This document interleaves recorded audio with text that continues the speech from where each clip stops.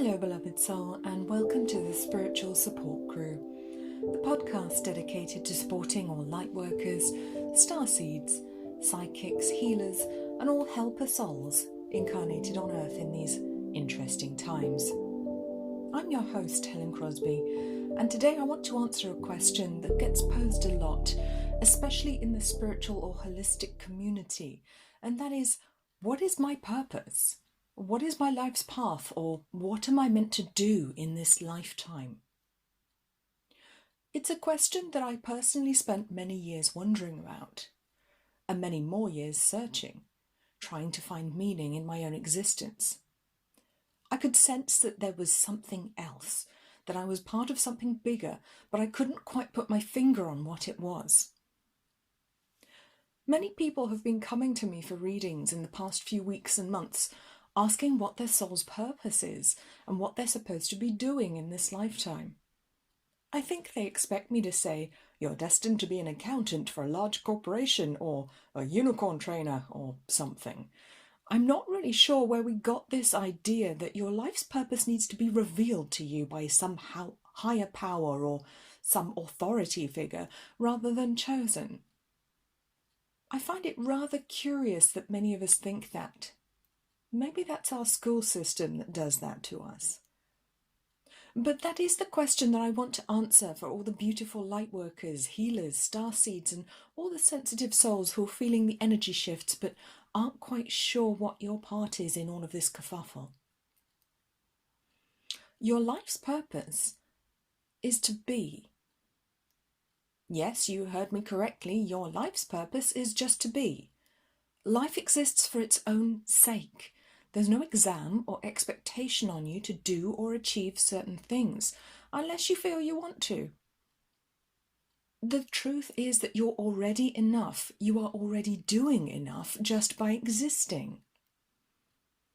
Heaven doesn't value you any less than the next person, no matter how many more certificates or degrees they have, or how much admiration, wealth, or fame they may have accumulated. Your gift to the world is you. It's the kindness that you show, the small gestures you make, a smile to a stranger.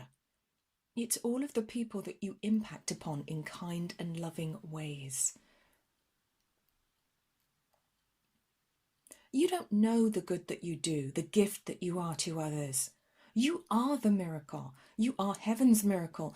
And although it's too easy to lose sight of that, you are already doing whatever your soul feels you need to do.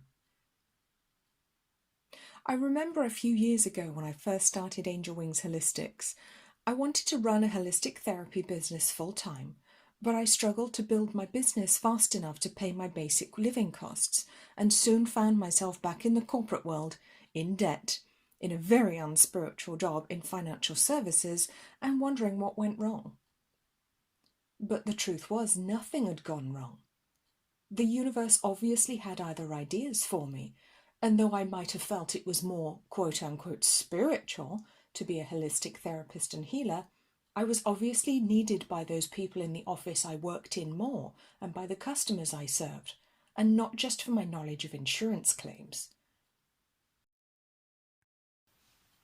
Our job as healers and helpers is in the real world, and that doesn't mean isolating ourselves off in a metaphorical ivory tower or hiding away in permanent meditative retreat. Our souls may be drawn to those activities because many of us have had past lives in monasteries, so it feels safe, familiar, and enjoyable to live something of a spiritual hermit lifestyle. But that isn't where we do our most important soul work. We do it when we're around other people. We do it through connection. It's the connections that we have with others that make the biggest impact on the world. Not everyone has to write a best-selling spiritual book or be some sort of guru or inspirational leader to make a positive difference to humanity. In fact, most of us won't do that. Not because we don't deserve recognition for what we do, but because that's not our chosen path, and we are none the less for it. Miracles happen every day in tiny but very real ways, and divine help usually comes to us through other people in very mundane seeming ways. The problem is that we don't recognise miracles for what they are, because we have some idea in our heads that if it were truly a miracle, it would be pretty obvious and some sort of major spiritual experience. Not so.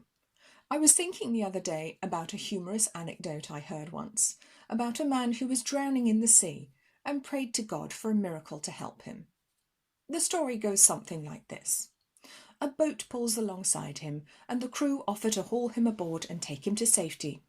But he refuses, saying that it's okay, God will save him. Half an hour passes, and a Coast Guard helicopter arrives overhead. Again, the man refuses to be winched to safety, stating that God will save him with a miracle. Of course, the man drowns, and when he arrives in heaven, he asks God why he didn't save him from drowning. Why was there no miracle performed? And God replies, "What do you mean? I sent you a boat. I sent you a helicopter. What more did you want?" The moral of the story being that our prayers are usually answered in very normal-seeming ways by regular people. Just because the hand of God didn't appear through the clouds to offer you assistance doesn't mean that the help wasn't heaven sent. Another point to consider here is that we are all aspects of the divine, tiny reflections of the glory of God. So how could help from another human being not be from God? We have this strange idea that's very persistent, that God is something completely separate to us, but that's not the truth at all. We are all one with each other, one with God or the divine, source, whatever you want to call it. We are admittedly all incarnated in a reality that lets us experience what it might be like if we weren't one with God and with everyone and everything else. And that 3D video game that we're involved in is certainly a very compelling and realistic one. But it's not real. It's a game. It's just an experience.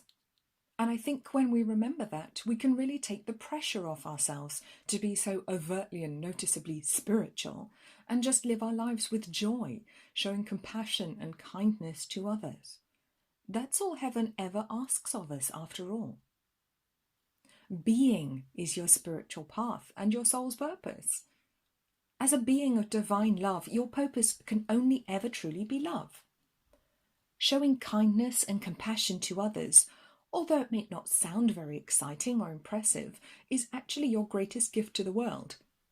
And for the record, that's not a platitude, it's a universal truth. On the subject of the divine being hidden in the mundane, one of the things I find most amusing and unexpected about our spiritual connection to others, to our psychic abilities, and to our communication with our spirit guides, is that when we do it, it all feels very natural and easy. Almost too easy, like this is what we were made to do. An example is people often say to me that they've tried to meditate but they can't do it, or that they can't work with their psychic ability when they're actually already doing it. They just didn't recognise it because it felt too natural or too easy, and the ever-suspicious ego mind refused to acknowledge or believe it. Their expectation was that it was something weird or strange, so they assumed that they would surely notice something weird and strange if it were truly happening. It's understandable that you might think that in a world where we've been lied to our whole lives and told our natural psychic and spiritual abilities are supernatural or not normal. I feel it's really time that we drop this idea that our psychic senses, our spiritual self, and our connection to the divine is somehow weird or strange, because it's not. It's all perfectly natural and normal as breathing or walking, so why would it feel anything other than normal? It's our expectation that is incorrect here, not our experience. The divine exists in countless ways in everyday life, in every moment, because it's what we are. Our gift to the world is everything that we do just by being ourselves, and all the people we touch and help along the way. In order to be one with the divine, we just have to recognize the fact that we already are. It only requires a tweak in our perception to see it, the willingness to accept new information. It can never not be true. We cannot be separate from oneness, from creation, from God, but we can believe that we are separate and alone, and thus experience life as though it were the case. I suppose that this is where the belief that spiritual connection to the divine and our higher abilities is somehow unnatural originates, from the mind that believes it is separate and unholy. Our higher abilities are definitely not unnatural, but we come to the earth plane with selective amnesia, so most of us have forgotten that we even have them, and it can come as a surprise when we finally learn about them. On the point of life being like a 3D video game, I was watching an episode of Rick and Morty the other day, and I saw a very clever portrayal of our reality represented in it. The protagonists visit an alien amusement arcade and play a game called Roy, where you put on a VR headset and live the entire lifetime of this man, Roy, in virtual reality. You choose what his life decisions will be and experience his life as if it were your own. It's a very realistic game, and you can believe that it's real if you don't realise what's happening. It made me laugh because it's such a clever representation of the world we live in. It also reminded me that there is wisdom to be found and hints at the true nature of reality in what can seem like the most unlikely of places. Just like a video game, there are hints, cheats, and tips from heaven that can help us along the way in life. Another important theme that my attention has been drawn to recently, and that I feel I need to mention today, is that there are lots of issues coming up in many of our lives in the collective to do with our lower two chakras, the root or base chakra and the sacral chakra. These two are the lowest of the major 7 energy centres and represent some of our most basic needs, desires and requirements, covering the themes of survival, the needs of the physical body, and who we are in the world. I sense that these 2 lower chakras have become somewhat neglected in recent years, not least because they aren't considered very exciting or spiritual as chakras go, and imbalances of the throat, heart, and solar plexus are often more noticeable and demand our attention more readily. I have seen, however, that there are a great many people struggling with the issue of survival, and given world events and the current economic climate in many countries, that's not surprising, but it goes deeper than that. There is a desperate need to be seen, acknowledged, and to know that we exist, to have our existence validated and mirrored back to us by another person. I feel that the physical and social isolation many of us have been told to maintain is causing us harm on many energetic levels, a concern that I've expressed in the past. Our root and sacral chakras have definitely taken a hit, and this is now playing out in very concrete ways, with deep insecurities coming up in the form of personal crises or major arguments with loved ones. If you are experiencing one of those tricky times right now, please take heart, because these are the times in our lives that actually precipitate the most healing. Our most difficult experiences and facing our deepest fears is what moves us forwards, frees us from past hurts, and allows us to take a step closer to the ultimate freedom of enlightenment. Our darkest times are the ones that allow us to bring in the most light. That's not to say that they should be easy or comfortable, however. Nobody promised that life was easy or that there would never be any suffering. I feel that one of the biggest lessons we can learn from world events at the moment is that as long as we have the body, we have the potential for suffering, for pain, and for difficulty. No magic needle or living life in bubble wrap is ever going to be effective against that.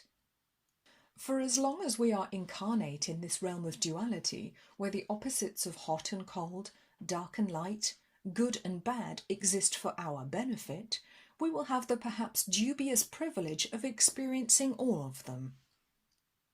Buddhist wisdom teaches that existence is suffering, and I think it's okay to accept that pain will always be an aspect of this reality we call real life. To me, the biggest misconception of all is to believe that the more wise or perhaps enlightened we become, the less we suffer, or that we reach a point where nothing bad ever happens to or around us. In my experience, the lessons get harder the further we go, but we learn to adapt, to respond to our challenges differently, and we do learn to develop the capacity to actively reduce our own suffering with our choices and our thoughts. But they don't stop magically happening. Death and suffering are inevitable. In fact, they are the two things our souls came here to experience, among other things. To pretend they don't exist, or that they are terrible, avoidable fates that we dare not acknowledge, is foolish and does not reduce our overall suffering. That sort of denial can bring us far more unnecessary pain in the pursuit of some elusive sense of being safe than we might otherwise experience. Acceptance of what is, staying present in the now, in our awareness, and fully in our being, is where we will ultimately find peace, not in some promised safe jail cell. As some of you may know, I work with Anubis on a daily basis, and he guides and helps me with my spiritual work. This morning I was feeling concerned about the way the world is going, how so many people are meekly allowing themselves to be led to their doom by the powers that should not be. So I asked Anubis, am I doing enough to help humanity? Because I feel like there's more I should be doing. He replied to me that yes, I am doing enough already. In fact, he was of the opinion that doing isn't the answer at all here. We actually need to be being more. The belief that we need to be constantly doing something, striving for something, distracting ourselves from our core, our inner being, and our truth is actually one of the biggest problems. We don't need to be doing more. We should be doing less and being more. That's the key. It always was. When you focus on being, you can allow yourself to vibrate at the frequency of joy, happiness, gratitude, and you align yourself with your higher purpose and begin to bring the gifts and insights to the world that you were always intended to discover and share. If endless doing was the solution, we'd be out of this mess already. It's being that will save the human being. When we finally remember to be who we truly are, salvation and enlightenment will come easily, because it comes from the soul, from the being, not from the doing mind. We're called human beings, not human doings, for a reason.